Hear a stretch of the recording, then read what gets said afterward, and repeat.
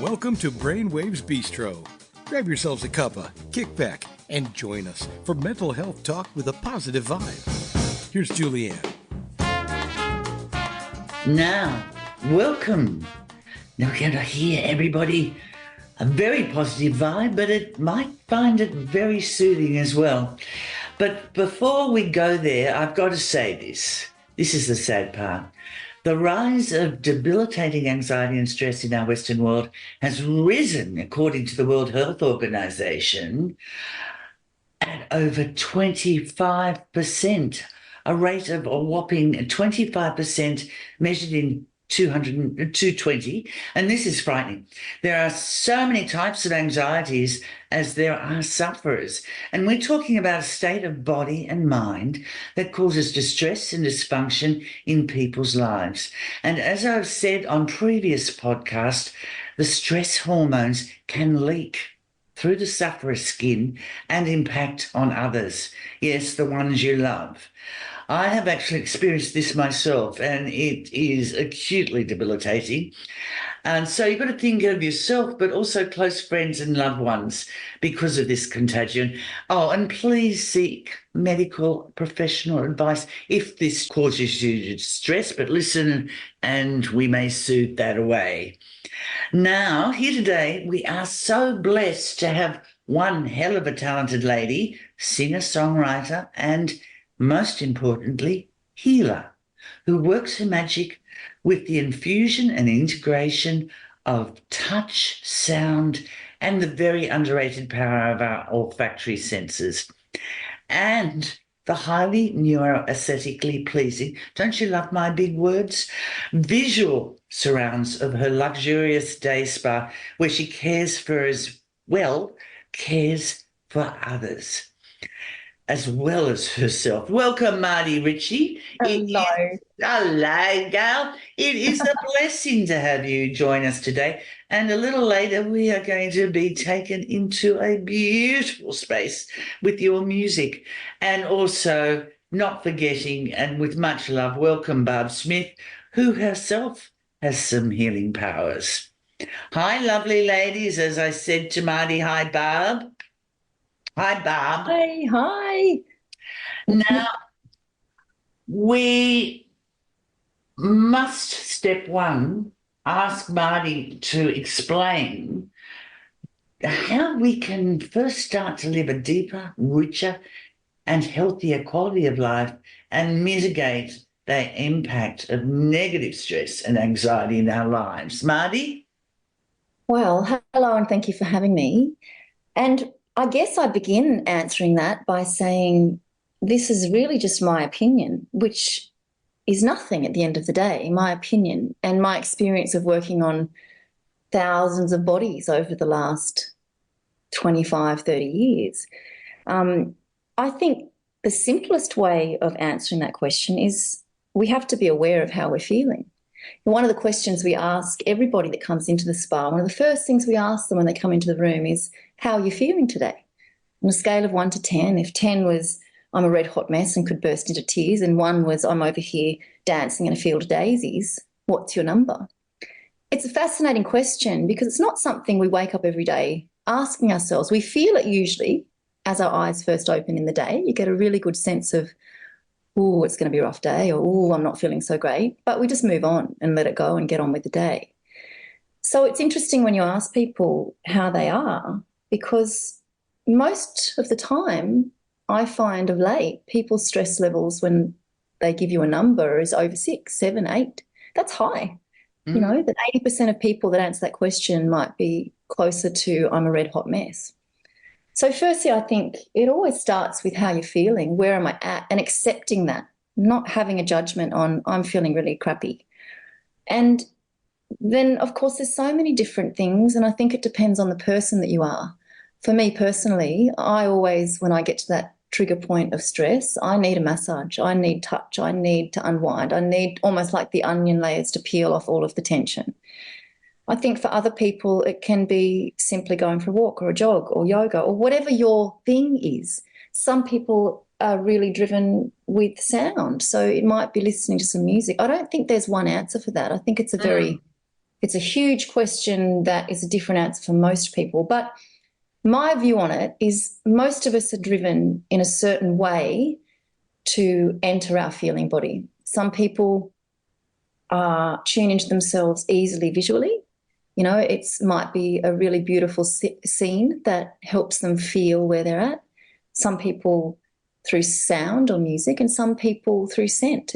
These are ways that are instant gateways into the truth of how we're really feeling. And to reduce anxiety, first of all, you've got to identify what you're worried about, what's causing the anxiety, and then be prepared to change. But I don't think you can make changes until you've landed at a place where you've accepted where you're at. Yeah. Self-awareness, Yeah. often referred to, is the key. And without judgment.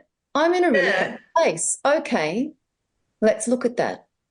As opposed to the mind getting involved and making excuses or stories about the why. The why sometimes doesn't matter. The ease is more important, and just accepting it maybe.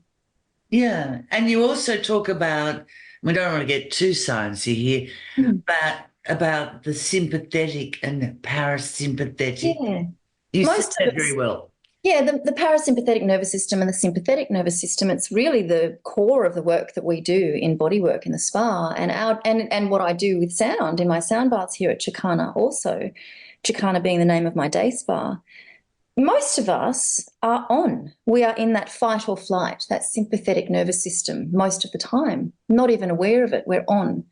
It's not until we start to really relax that we fall into that parasympathetic nervous system, and really no healing can happen until you land there. It's where we are at our most rest. And when you're in a really relaxing treatment, or you're feeling like you're starting to let go of the tension in your body, at that point, you in your own being are very open to the journey that's going on within you. You start to become more acutely aware of where the tension's lying, or where the stress points are in your body.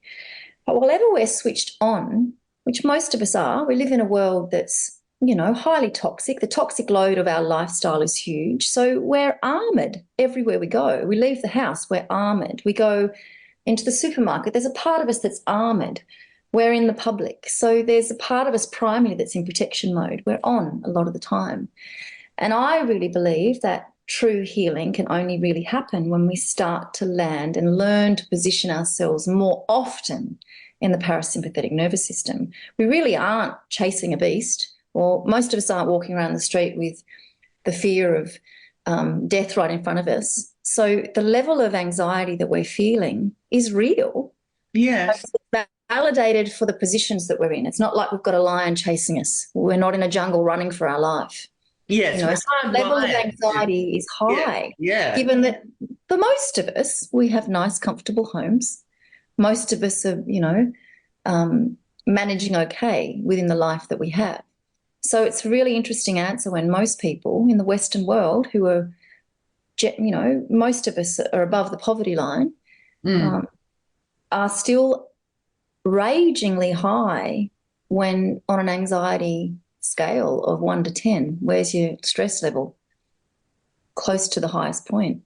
It's an interesting question, and something I think we all need to consider more to support each other and ask why and what we can do about that.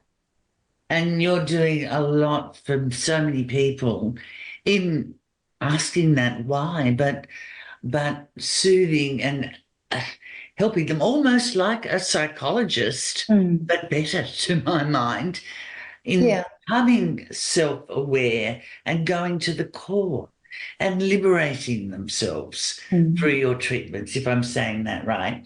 And interestingly enough, Mardi, we had recently, and Barb was with me, Karen Muir from the US on the show talking about her healing work with sacred acoustics, and you're in line with that.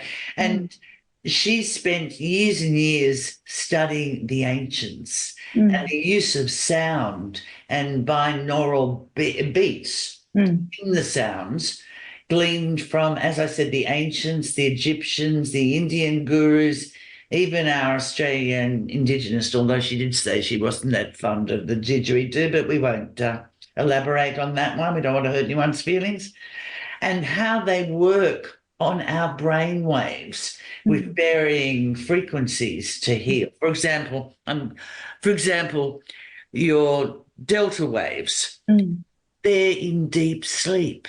Yeah. And betas, high beta for concentration. It's quite an interesting field, but also gamma to really get in tune with your more meditative and spiritual, if you'd like to call that.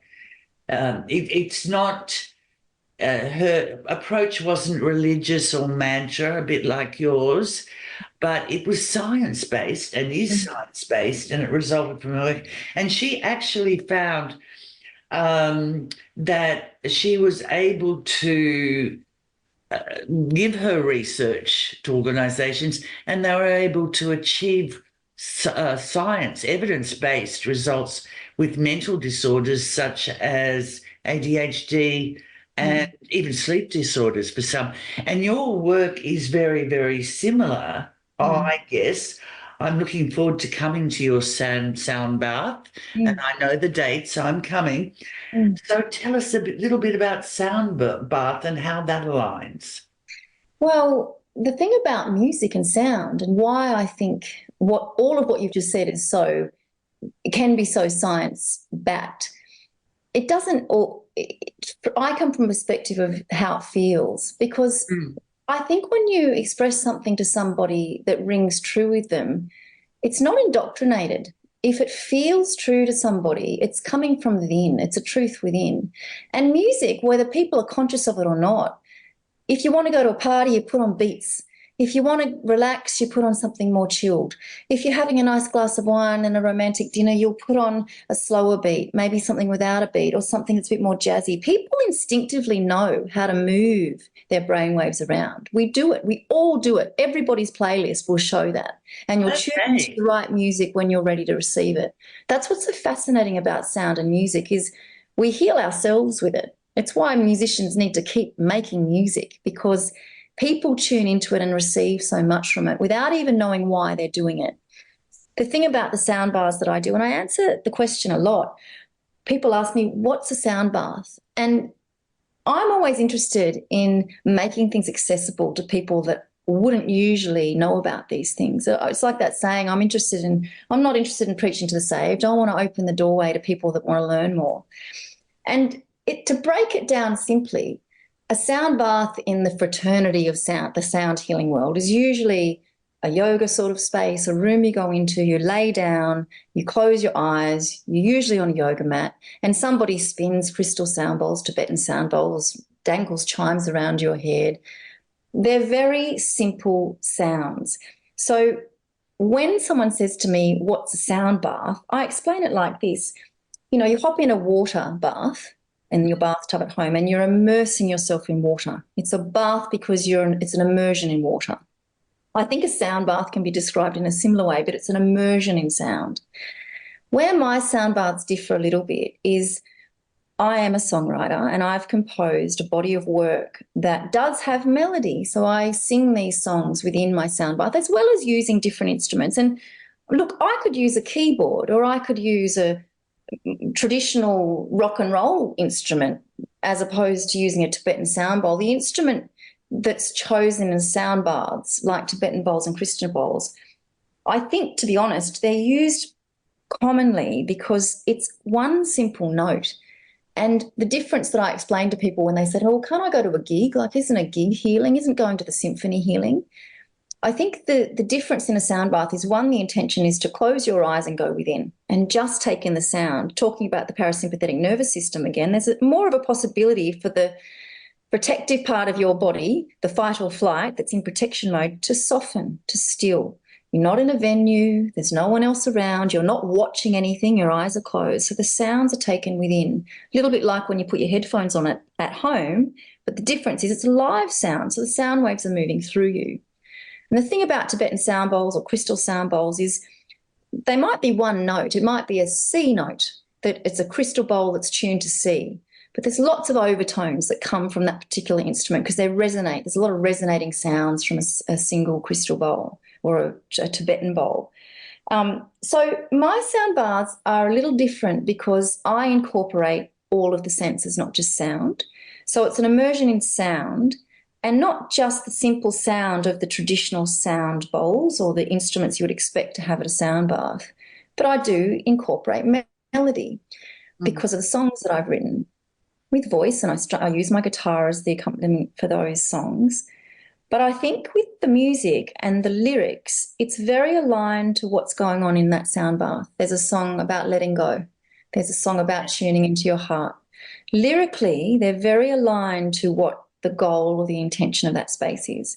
And I look at it like this, I'm English, I'm Australian, but I speak English. It's my first language, and I've had a long time spent in practicing yoga, and I, back in my 20s, was fascinated by Sanskrit because I wasn't that person that could sit in a yoga room and just chant a mantra and not know what I was saying. I was like, I need to know what I'm saying. Yeah. And I actually feel like there's a part of the brain for us Western people that can let go more if we're being sang to or saying words within a song or a melody that makes sense to us. There's a part of us that can land in truth because we resonate with what the words mean. So quite often when I say to people I've written the soundtrack to my signature treatment at Chicana, which I always also perform within my sound bars, they think harpsichords and, gongs and pan drums. And I say, no, it's actually quite lyrical. These songs are still really lyrically driven for a reason. Beautiful, beautiful lyrics. Yeah. Yeah. So I guess to answer your question, a sound bath is where you come in, you lay down, with the intention of just simply receiving, not watching. Nothing's coming out of you. It's all about taking in the sound. Does that answer your question? I think you've done that very well. And I've got another person who's been very, very, well, I would call Barb, who I introduced before, as a healer as well. And Barb, a lot of what Mardi has, not the word not wrongly is prescribed, but has incorporated in her own healing journey and of others, is a bit similar to yours. Would you agree? Yes, Julianne, and thank you so much, Mardi. I wish I had had access to you in 2004 when I was diagnosed with stage 4 non-Hodgkin's lymphoma. They gave me 18 months to live. And to the learning that I've had since then has been huge. But if we'd had the availability of people like you, it would have been a lot faster. But the music and to be able to just chill, it's very hard to, when you're in that sort of worrying feeling, to be able to just go and say those things. All's right in my world. It's going to be okay. I had that feeling, well, if I brought it onto myself, maybe I could heal myself. I don't know. That was just part of my own opinion. But over the time, by getting myself in an alkaline body instead of an acidic body, then I was able to receive many things. And I did, luckily enough, heal and didn't have chemotherapy or radiation treatment, whatever. But I did reach out to other people and ask for their advice and their help. And often when you are open to the universe, it comes back to you. And that's what you're doing with whether it's hands-on, whether it's music, whether it's sound or scent, you're giving all of those things to other people. And I wish I'd had access to you earlier. But anyway, now we know where you are now. Barb, do you know what you just said, which is fascinating? And it's what happens. And that's, I think, why I'm so passionate about working, holding space for people to tune into their own feeling body. Because healing something that's felt, it's something that has to come through you. And I'm not particularly fond of the word healer, to be honest, because there's so much attached to that. I always say to clients, I can only work as deeply as you allow me to go. This is a partnership, and I play the body like an instrument. I listen and I tune in and go, where are we today? Where are you? And I remove myself from the equation and I listen to them. And then I work with their frequency. And when I say frequency, let me explain it and break that down. Frequency meaning what is frequently felt in the body. What is frequently felt?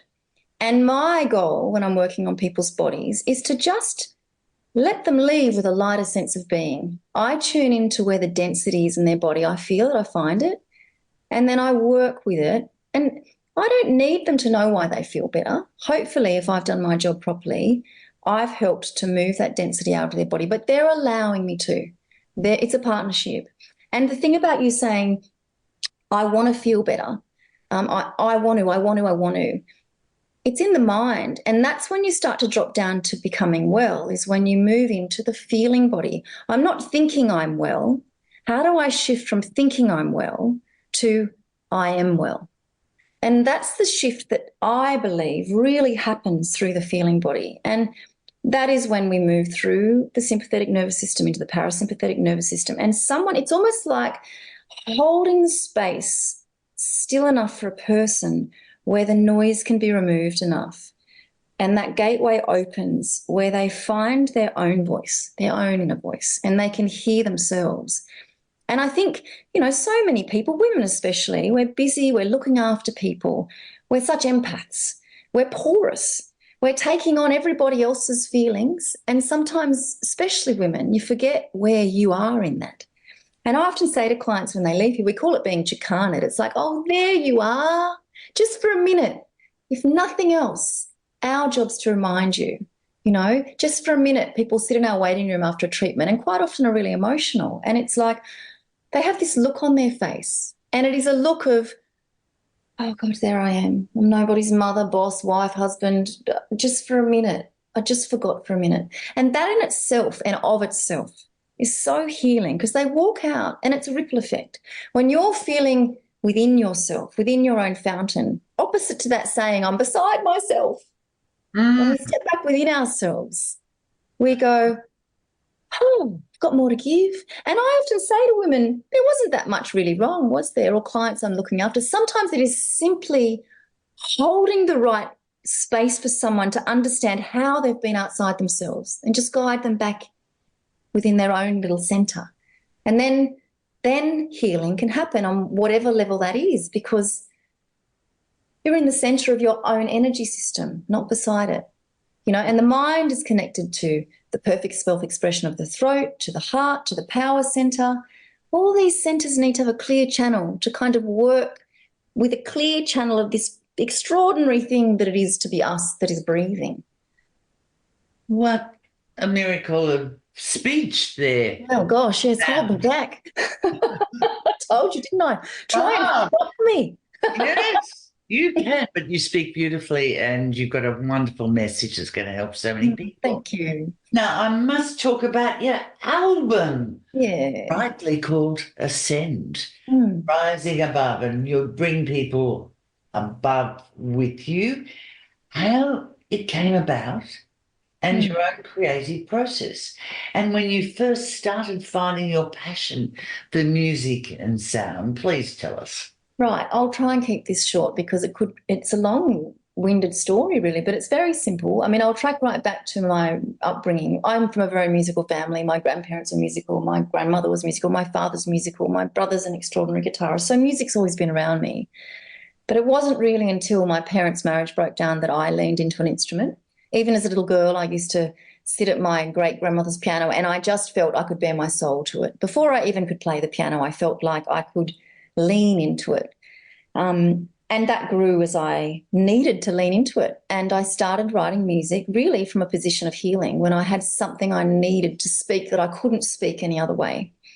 And that progressed in my early 20s when I moved to the city from the country. And at the time, I was really alone. I didn't know people in the city. I was working in a day spa, learning all these things at the kind of pioneering stages of day spa land, where we had this extraordinary training from a company in the States that was teaching us all about different Eastern modalities. It's all quite new to me. But at the time, I was really suffering, funnily enough, in the skincare industry with really dreadful psoriasis. I had a huge patch of psoriasis on my neck. And at the time, I was learning all about the throat chakra, which is all about perfect self-expression, about self-expression. And at the time, I had an old hand-me-down guitar of my dad's that and I was living on my own for the first time in a big city. I'd just finish work and I'd go home and I'd fiddle around my guitar, and that was what I did. Yet I was also really lonely, and it was a difficult time because I was dealing with a lot going on with our family that was very difficult, and I was young. And I just started to understand this fascinating thing that was happening. I'd pour my heart out on the guitar, I'd write a song, and I'd wake up in the morning and this rush would be gone. And then I would find that fascinating. And being the sensitive soul that I was, the tension would build, the frustrations, the emotions, this rush would flare up again to a red, raw, awful thing. I'd write a song, would disappear. And this went on for a year. Raise up, I'd write a song to the point where I go, oh, that rush is coming, I better go sit at the guitar. So that was the beginning of me starting to go, wow, that's incredible. And then, I had a red hot go in my 20s with my songwriting and was playing gigs and working in a day spa. So my life was strange. I was in candlelight by day and in the dark at night doing these original gigs in little bars all around the city. So it was a strange existence. So that's the history of my music. Come forward, to Chicana, when I opened Chicana, which is almost 7 years ago now. I treat clients the way I treat clients, and I work very holistically. I always say we're like a temple wrapped in a day spa, and it's very authentic and very real, and the care is very genuine. And I had a particular client who I looked after quite a lot, and after her treatment one day, there's a true story, she was really emotional in our waiting room, which is not uncommon. And when she left, she knew my story, she knew I wrote music, and she said to me as she left, Mardi, when I come back next time, I want you to sing to me. And I looked at her and I went, oh, look, I'm chuffed. That's lovely. And I put my hands up in front of her face and I said, but you come here for you. This is about you. I write for me. I'm not sure how to do that and make that about you. Anyway, cut a long story short, that really inspired me. I went home, I wrote a song called Slow, which is now on the Chicana website, and one of the songs that's on the Ascend album. And I wrote about the work that I do here. Touched a million faces. In this new oasis, we go slow. That's the first line. It's about the work here. And then at the time I was in the studio, kind of getting back to the body of work that I'd put aside when I had my children, just for the sake of art itself. I didn't want to do anything with it. I was recording for me to finish this body of work. And was also writing songs more and more about the work here. I wrote a song called Sweet Surrender, which is about the solar plexus and letting go. And then when I recorded that song, made the fatal error of leaving the keyboard player in the studio, and I hated the mix. I hated it. So I just benched it all for a little while. Then I had another client here one day who the music kept cutting out in the spa, and I just had to let it go because I couldn't repair it. And music's a big part of what we do in the background of a day spa. And then at the end of his treatment, I took my guitar in because I had it here and I finished with a song. And when he came out, he sat in the waiting room and he looked at me and he just went, oh my God, Mardi, are you going to start doing that here? I went, no, oh my God, that was just the music cut out and I thought that was a nice way to end it. Was it okay? And he was like, I've got no words. So I went home, listened to the tracks I'd been working on, and the penny just dropped. And I went, oh, I've got to take in the bowls and I've got to take in the bells. And I know I'm doing this all for Chicana. This music's for Chicana. So it sort of just drove itself. And then once I'd finished the music and recording it, I had no intention of releasing it. It was going to be just for my clients and this signature treatment that I was working on with sound. And it sort of became more. I then created a scent range, which was aligned and curated to also align to these different energy centers. So each song has a scent that goes with it and is also named after the song. And then it also became this project, which was about awakening the senses. So I felt like, well, what about the visual people?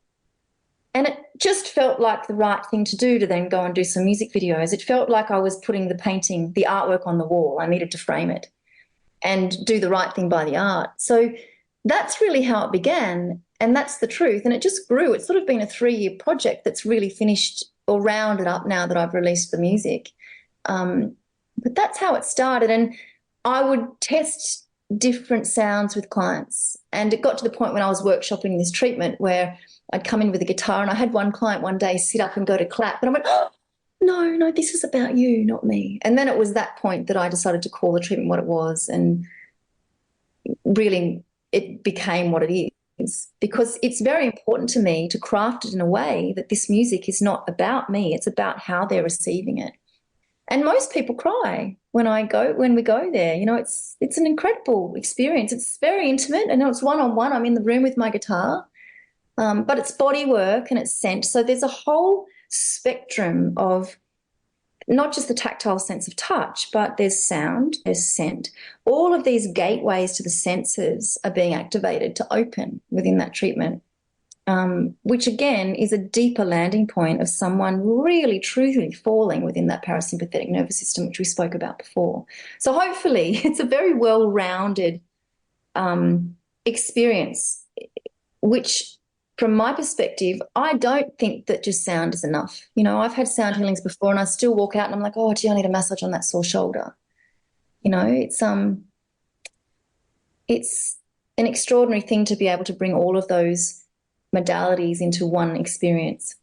And you've done it just so beautifully, because I was almost in a hypnotic trance myself of soothing and joy when I came to the spa, and I didn't even know it was there. So people, thanks for coming. Go to Shikana, the website, and you can even just doing that, you can feel and sense and particularly see what it's all about. It's just a hint of what's to come. And I better spell that because we're not visual here. It's sound. So it's Chakana,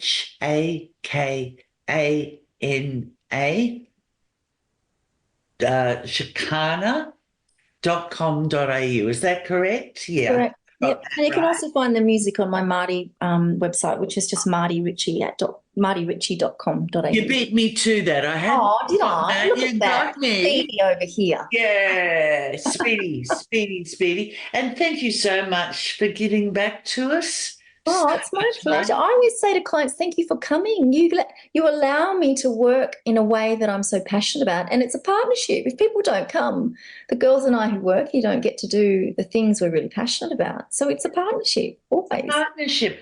And speaking of partnerships and giving back, Barb, you've got something just quickly to say. Yes, thank you. And thank you, Mardi. I've been taking notes and listening and learning, and I can't wait to come down and visit with you. I'm really excited about that. I live in the country, so I'm going to make a trip down to the Big Smoke.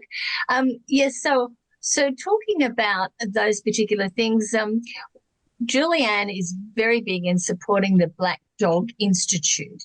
And as she's talked about, 1 in 5 of us will experience some symptoms of mental health in any given year, possibly. And in Australia, that could be around 5 million people. So that's roughly about 60% of these people won't seek help. As the only medical research institute in Australia to investigate mental health, the aim of the Black Dog is to create a mentally healthier world for everyone. And they do this through translational research and integrating the research into the studies. And their partnership with people with lived experience and also federal, state and local governments, communities, schools, corporate Australia and others in the mental health sector enables them to drive evidence-informed change. So Julianne often says to me, no donation is too small. So please Google Black Dog Institute. And to just wrap up, I want to thank Mardi and Julianne for being on Brainwaves Bistro and getting the word out there to the rest of the world. We're never alone. There's always someone who cares. And we're certainly not alone today with Mardi here. Now, if you just want a hint of the uplifting experience of activating the soothing calm and beauty of your senses, you must go to Shikana. And I've just told you, it's shikana.com.au, and experience just a short journey in the beauty of visual and the resonance of sound. Thank you so much. And Mardi, now let us listen and feel. I feel you from the inside out, no doubt about it. Deep beneath your skin, your colors shining brightly. I tune in. You're beautiful, like the sun, like the rain, like everything beautiful, even pain. I'll tell you you're beautiful.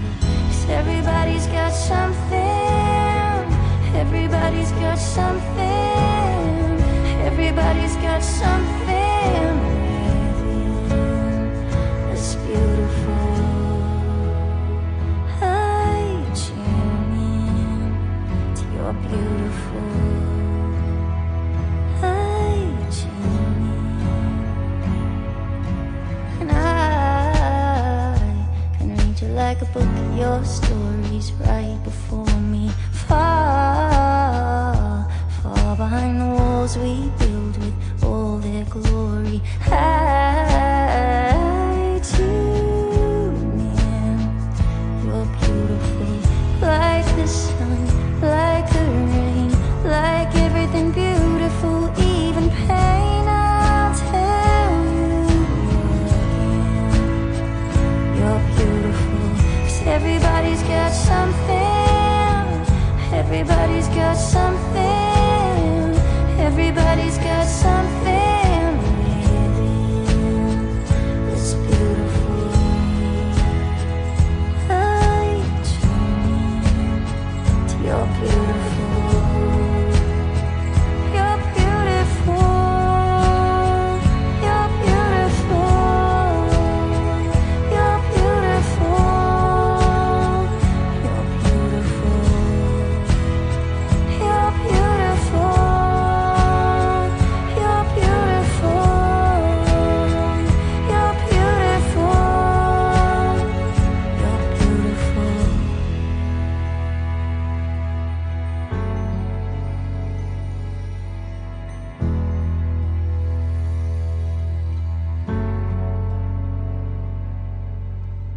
Like the sun, like the rain, like everything beautiful, even pain. I'll tell you again. You're beautiful, 'cause everybody's got something. Everybody's got something. Everybody's got something within that's beautiful. That was stunning. I almost cried. My next treatment, you can't play that. Oh, The waterworks. I'll sing the song in the treatment to the scent that you choose. So if you chose your beautiful at the beginning of the treatment in scent, I'll sing it. If you choose surrender, I sing it. It's your body that tells me what to sing. You choose it. Thanks, girls. Thank you so much for having me.